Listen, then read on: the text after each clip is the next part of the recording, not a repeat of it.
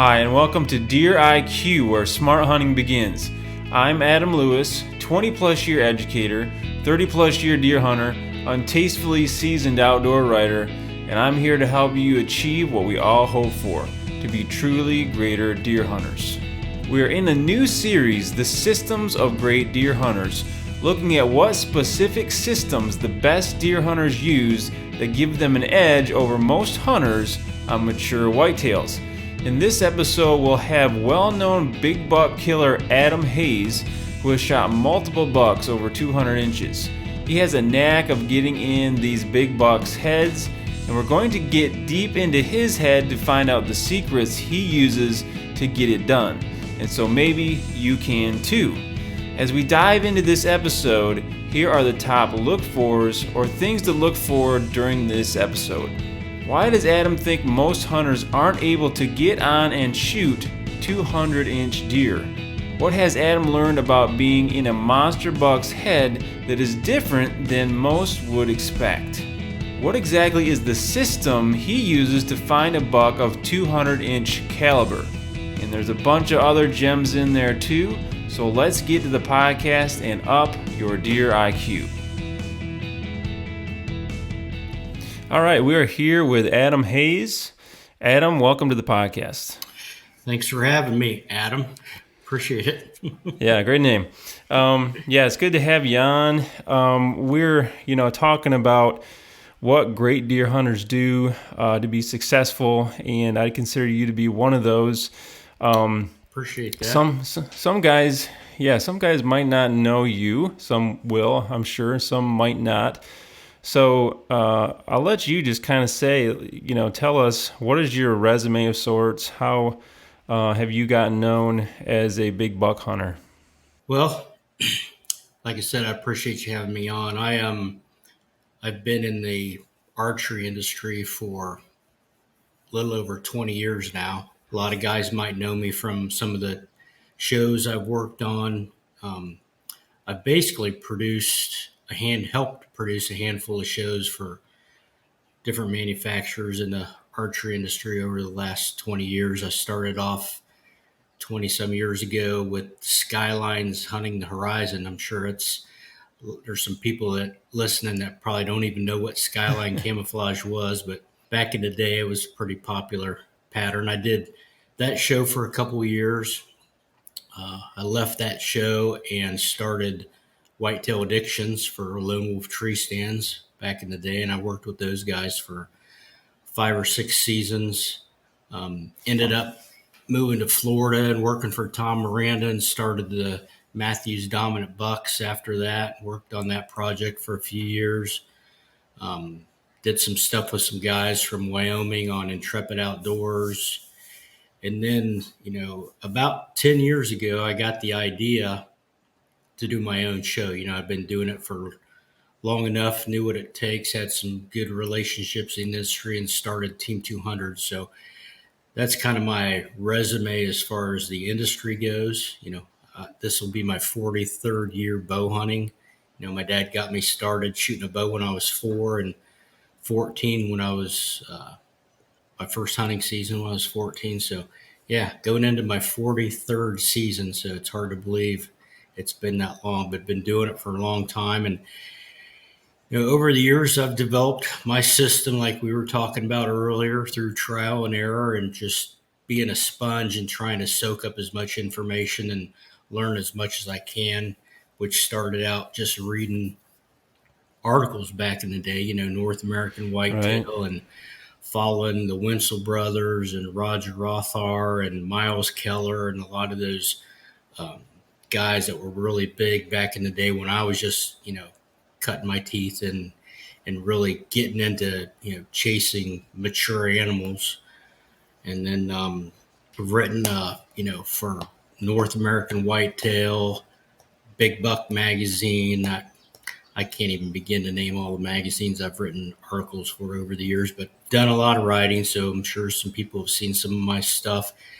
And then I actually bought the Deer Hunter's Moon Guide about 10 years ago because that product has been I'm not sure anything has had a bigger impact on my success when it comes to hunting and killing big deer as the moon guide and following and paying attention to lunar influences on mature animals. So that's been something that's kind of come back around. It was out in the mid 90s and kind of went away for a while because Jeff Murray, a good friend of mine that came out with it and owned it, he passed away and he battled leukemia for 7 or 8 years. So the moon guide had kind of, don't want to say it died off, but he wasn't putting a lot of effort into it, with Mm-hmm. his health struggles. But yeah, kind of revitalized that, turned it into an app, and it's helped a lot of guys, kill biggest bucks of their lives. And that's kind of been my goal and my other than the Team 200 show, the last 10 years is trying to build the moon guide back up and share that information with as much people as I can. So Gotcha.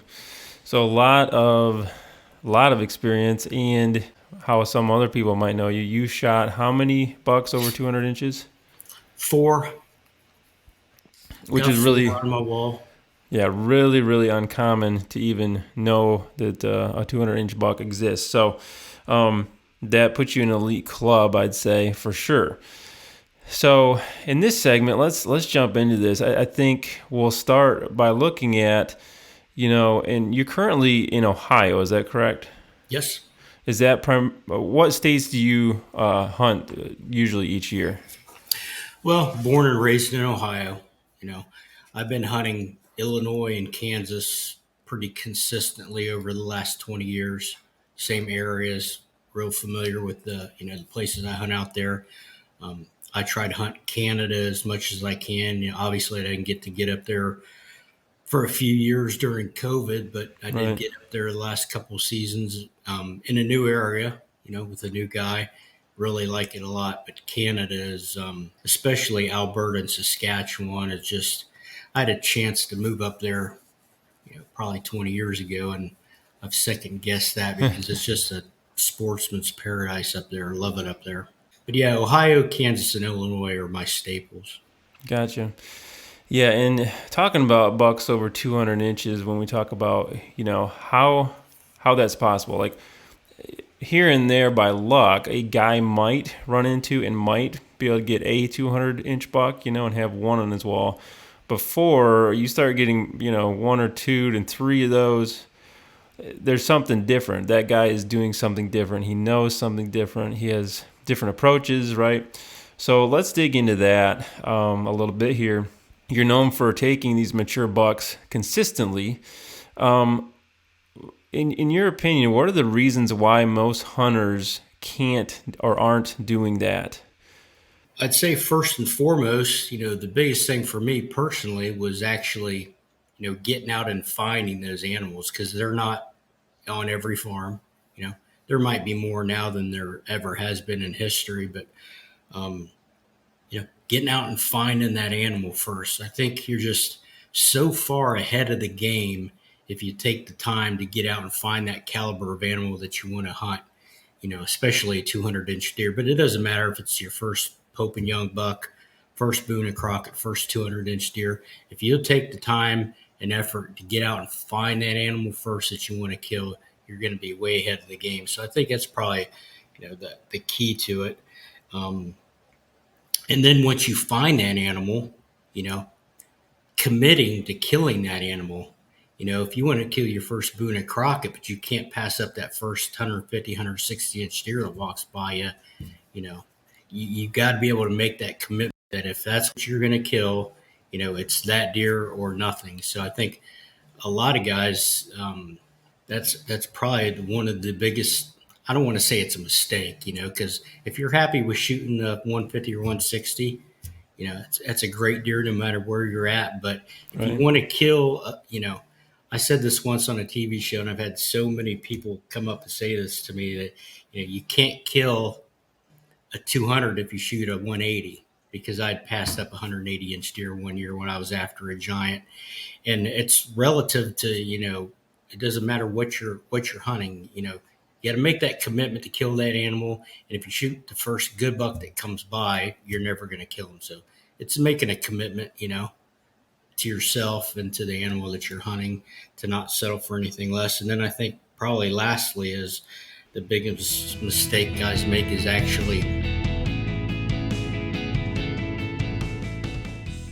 Hi, this is Adam Lewis with DeerIQ.com, and this is your High IQ Moment. Have you taken the time to identify systems you use for hunting? By systems, I mean a set of principles or procedures according to which you hunt or prepare to hunt. Systems do the heavy lifting required for success. Most people immediately think gear, like your climbing system or tree stand or saddle ambush systems, which are some, but there are many others to think about. For example, how do you collect data on deer to determine their weaknesses? And how do you decide where and when to hunt, especially when you have many options? A system can help you do just that.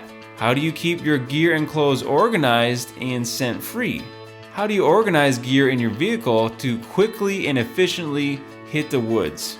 These are all just a few examples, but some things you should really consider. I've noticed that the best hunters have boiled down their methods to some simple, easy, and effective systems that eliminate the chaos and decrease the amount of thought needed. This helps you put time and energy into other things, like actually shooting deer. Systems are a best kept secret and friend of top deer hunters, and something you should really think about. And do you like this episode so far? If you do, please take a second to like and subscribe, and maybe share this episode with a friend that may benefit. That really helps the podcast grow and this channel, and is greatly appreciated.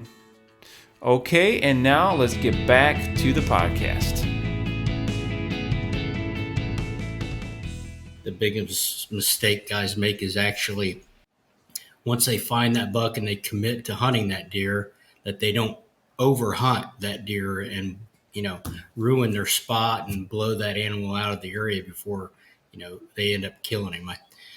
I think that, when it comes to hunting and killing mature whitetails, the hardest part of it is actually not hunting them until you got the deck stacked in your favor and everything's right. I'm a big advocate of trying to kill an animal the first time I go in, and I'll do everything I can to stack the deck in my favor because, we're talking about a different animal than the rest of the herd.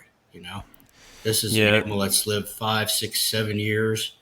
And I know we've got some stuff to talk about, getting into depth later on, that animal, but it's a different animal. It takes a different approach.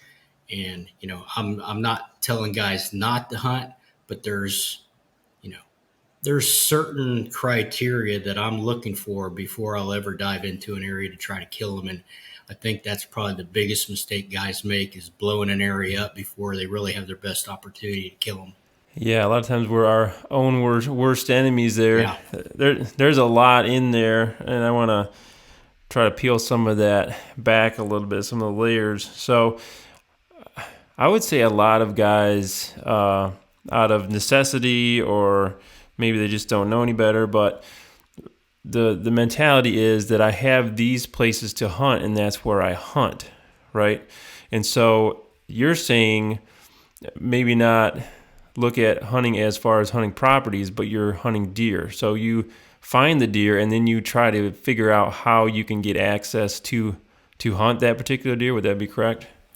Yeah, and these days that's getting to be one of the toughest part of the games is getting access, to hunt these animals. It's not like 20 years ago when you could drive down, the road in the summer of glass soybean fields and find a giant and go knock on a few doors and be able to get permission to hunt them, Mm-hmm. And like I said, I've been hunting, Ohio, Illinois, and Kansas, all my spots for 20 years, and I've got my places that I focus on, and I've kind of transitioned from getting out and locating new animals in different areas to doing the most of what I have with the areas that I've already got, as far as quality deer management, food plots, passing deer, trying to let them get to that, older age group. So, that's one of the biggest changes for me, is going from how it used to be to now. It has changed a lot. So it's not as easy as it used to be to get out and find those animals and get permission. It's kind of transitioned to trying to grow them But I mean, it's still possible, in some places Right.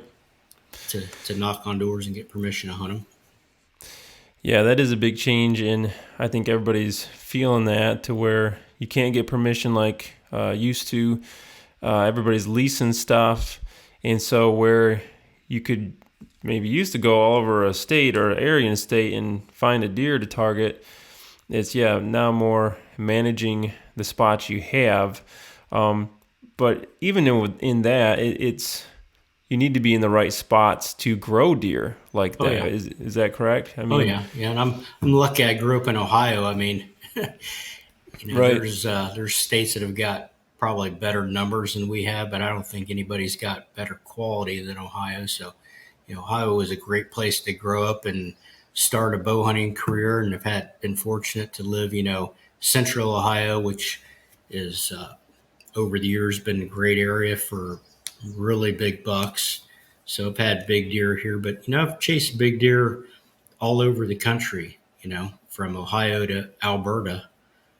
And it's a matter of getting out and finding them. I mean, it's just like anything else. If you want to catch your first 50-inch muskie, you're not going to go to a farm pond down the road. You're going to go to a spot that holds that kind of fish. So it's the same right, thing with deer. You got to get out and find them, and you're not going to kill a 200-inch deer living in Florida.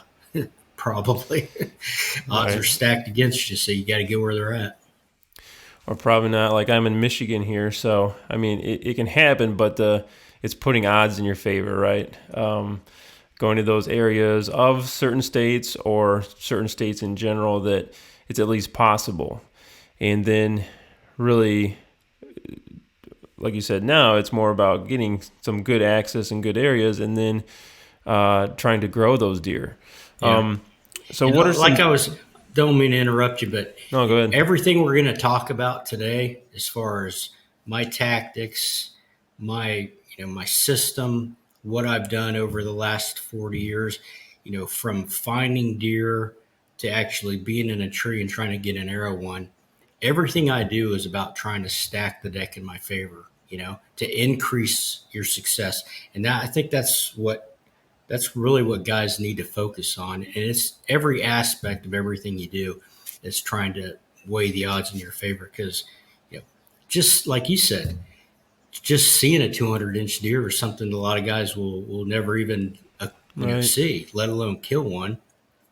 So everything I do is about trying to push the odds in my favor, whether it's the spots that I hunt, the states that I hunt, the equipment that I use, my system. It's all about doing that. You got to stack the deck in your favor, because those opportunities at those deer of a lifetime don't come around very often. right, yep. What are some things? I know this wasn't totally on our list of questions here, but as far as growing them, you kind of focused on that. Now, what are some things that you would focus on? And we're talking again, 200-inch deer, which is your goal. And this is, I guess, probably where a lot of guys find themselves. So it's get in areas that can grow them, right? But what are some things you'd focus on now as far as, okay, I want to grow some deer and have some deer that could, make it to that age class, and potentially have 200 inches on their head. What are you doing to help that out, I guess? Well, obviously, I think it starts with being in an area that has those type of genetics. That would be first and foremost. And when it comes to trying to grow a 200-inch deer from year to year, there's 10 things that can happen, and 9 of them are bad. It's very difficult, very difficult. When you're trying to let deer grow, there's just so many negative things that can happen. But I mean, there's only so much you can control. You can try to provide great cover for these animals. I've noticed over the last 10 years, doing some work in real estate, doing some consulting, traveling around the country and seeing, different farms and how different people have their properties set up and what they're doing with the food plots. It almost seems like we've got to a point where properties are over managed. There's, and this is not 100%, this is not written in stone. There's exceptions to every rule, but it seems like properties are being overmanaged and there's so much quality food available that guys are attracting 95% of the deer herd that they don't want to kill, and they're not holding the 5% that they do. It's like there's been more emphasis on food, which, you know, there's definitely an argument for having food, because if you've got the food, you're going to have the deer. But it's almost like these properties are being overmanaged and creating these perfect utopias for to hold all these deer, but yet the neighbors are the ones killing the big bucks, because those big deer most of the year don't want to be around the other 95% of the herd. Hmm. So there's a really fine line with food plots and managing your property. But obviously, like I said, you got to do everything you can to hold the deer. Food's a big part of that. I prefer to have more good cover than food, because I think if you got better cover than your neighbor, you're going to hold the mature Mm-hmm. animals. And then passing the deer up, letting them get to 5, 6, 7 years old. I mean, there's a lot of different thoughts on how long it takes a deer to reach its potential. I think here in Ohio, it takes, or anywhere really, it takes a special animal to get to 200 inches. It really does, as far as genetics. But if you give him the age he needs and the food he needs, you know, you're looking at investing, 5, 6, 7 years in one animal. So it's not an easy process, to make help get that animal get to that, magic number. So I Right. mean, there's only so many things you control. Trying to provide good cover, good food, water, minerals. I planted a lot of fruit trees, trying to have everything you can possibly do to make your property as good as possible, and different options as far as food go to hold and to attract those deer. Ohio is a bait friendly state, which I'm not a big proponent of baiting. It's almost like a necessary evil anymore, because if you're not baiting, The two or neighbor three of your is. neighbors are, and they're Yep. pulling your deer. So you've got to do it, and I think that something that helps is providing food sources year round, and not just food sources, but different food sources, because different food sources kind of peak in their attractiveness to deer, different times of the year. So the more different things you've got available, but there's always something that's like a preferred source at that time, you know? Yeah, making it so comfortable for a mature buck that he feels that's home. Make Mm-hmm. him give him no reason to go anywhere else type thing. Right. And it can be tough depending on what area you're in. I've noticed because even where I live, not many of my neighbors here. I've got just a few acres with my house, but I don't think anybody else here really food plots at all. So anything I do is better than who's around me. But if you Right. got areas where it's like everybody's doing the QDM and they have really nice food plots and all this, it becomes a competition. And Mm-hmm. yeah, all year round, what are you doing to get that buck to make your property home and feel that most comfortable there? It's quite a challenge. Um, you mentioned, I thought that was really interesting, that people are almost doing too much and attracting so many deer that it kind of pushes out or makes it unattractive to some of these more mature bucks. What would you say if we could get in a 200-inch buck's head?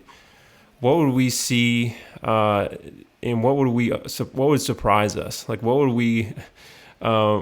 is different about this deer compared to most deer that people see and shoot?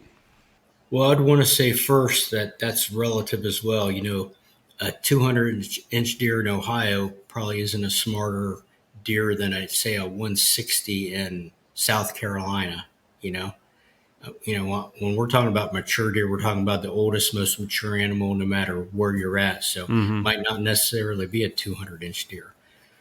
But I think, when you really start looking at those animals, and like I said earlier, you're talking about a different species really than the rest of the deer herd.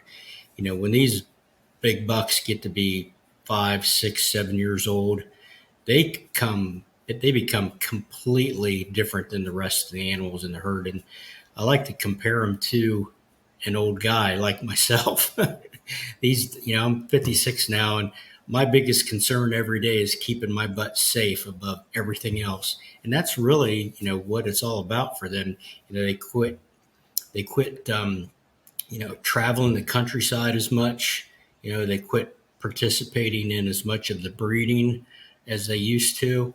Um, their core areas, I've heard this from a lot of different guys. I was just talking to uh, Lee Lukowski about it the other day. When a buck gets to be 5, 6 years old, man, his core area shrinks to where he might live and die in a 40-acre section that he Mm-hmm. knows intimately, and he doesn't leave it. They just don't make too many mistakes when they Right. get to be that old. They've been through the gamut. They've survived 5, 6 hunting seasons.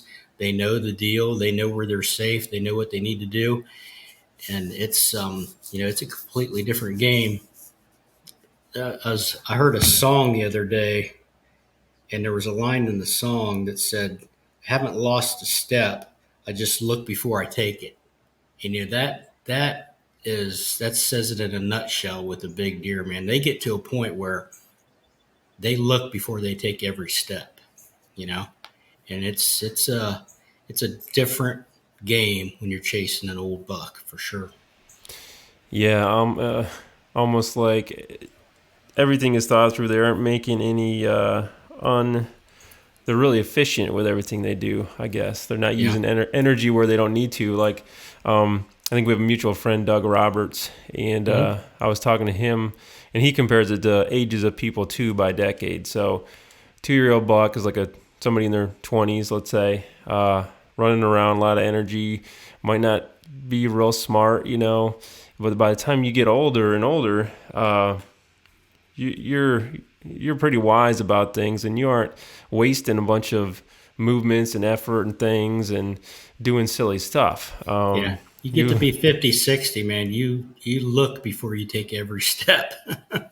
and that's what it is. So putting yourself in a deer's head, a mature buck's head, and saying, okay, what would this animal do, and how can I hunt him? It's you can see how it's ridiculously hard, right? You said that 40 acres, if he's just living in that area, he knows anything that changes in there, Yeah. right? And I think a lot of guys would be surprised how much these big deer are actually patterning them, instead of them patterning the deer. It just never ceases to amaze me how smart these animals are. I chased a I I leased a farm in southern Ohio, and I've had it for probably 8 years now. And I had a really good deer on there that I let go for 4 seasons. He finally got to that point where he was, 200 inches, and it was the year I was going to try to kill him. And I just had noticed over the years, for some reason, it seemed like that deer knew exactly when I was there every time. I couldn't figure out how he knew what was going on, because he'd make a mistake, show up in daylight on camera, and be doing something. I'd go down there and he just gone, wouldn't show up. And one weekend I went down there, and I've got an electric Ranger that I use to get around my farms, and I wanted to leave the Ranger down there because I was going to spend 2 or 3 days hunting down there. So I asked the farmer if I could leave, my Ranger in the trailer right behind his house. He's like, yeah, no problem. So I parked in a different area, kind of pulled back in behind his house, and it was just overgrown. And he had a old hog pen. Grass was 5 foot tall in it, and I pulled up next to that, and I'm getting all my stuff ready and climbed up on the trailer to, pull the Ranger off. And I heard this awful commotion. I look over, and that giant buck that I've been hunting, letting go for the last 4 years, was inside that hog pen trying to jump the fence. And the fence was like 7, 8 foot tall, and he couldn't get out. Huh. And finally, his chest kept bumping up against it. And finally, I think the third or fourth time, he managed to get over the fence. And I walked in that hog pen, and it was only like maybe, you know, 50 feet square, just a small little pen. And there were beds in there, and the fence was open. The gate was open just enough that he could get in there. And I mean, he's laying within a stone's throw of this guy's back door. Yeah. And I was where I'd normally parked at. I'm, on the other side of the yard, 50, 60 yards away from him. And I'm sure that buck knew every time I was there. And it just so happened I changed where I parked that night and jumped him out of there. And yeah, he had me figured out. Yeah. I would have never guessed that buck would have been laying in there bedded. Yeah, that's a Smart great animals. story. Yeah, and that transitions well. In this next segment, we're going to talk about some of those details and how you actually make decisions and figure out, how and when to hunt mature bucks, and kind of flip the script to where hopefully you can pattern them and trick them and get them to not pattern you. So that'll be the next segment. Adam, great talking with you. Absolutely, man. All right, so here are your high IQ takeaways and challenges. Do you have systems for finding the type of deer you want to shoot, or do you just settle for what you have available where you hunt? How can you maybe get or improve this system for deer acquisition or finding deer? Take some time and get our journal and really sit down and write down your thoughts. That really helps you move forward and make good progress. Next time we reveal Adam's Deer IQ test score, and you can take the test too as well and compare your score to his. It's fun and easy, and it's linked below, so check that out. And we'll also get into Adam's specific systems in more detail. And these are ones, again, that you can also use to up your game and chances on bucks. You won't want to miss it, and I'll see you then.